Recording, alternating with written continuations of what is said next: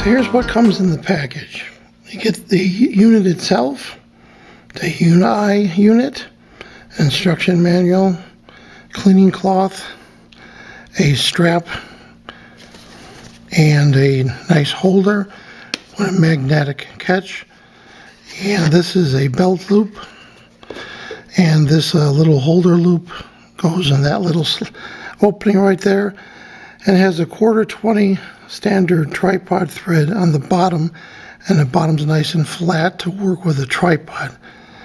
The battery compartment is on the back. Got the negative terminal there and the positive terminal there.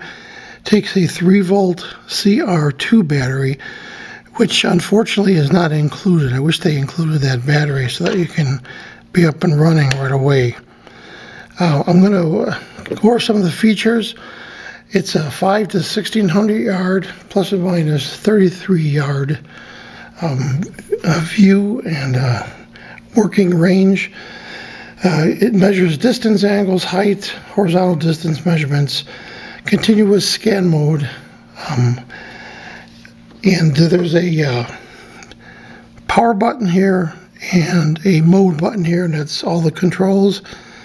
And then on the side you have a plus and minus adjustment for the focus point of the view of the 8x lens that's in there. I'm going to attempt to get that to work with one of my cameras so we can see how this works. So I have a calibrated black cardboard square that's at the end of my basement, and you can see it's measuring the distance away in yards. It's showing it at 12 yards, and it shows the angle at 3 degrees. It's hard to see. And on the bottom there, you can see it has the what looks like the Y high of 0.7 and the Y level of 11.9. So to get another reading, I moved it to another object, and you can see it's showing 3.5. And you can see it's taking measurements. That's the infrared. This is on a full spectrum camera. That's why you're seeing those pulses. If I go back to the site and hit the power button again, shows you 11.6 yards away again, and the angle is there shown again. So you could have continuous mode on, or you could have mode where you hit the power button to get their current reading.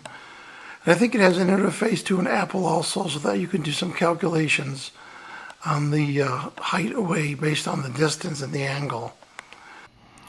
So our overall impressions of this unit is it works nicely.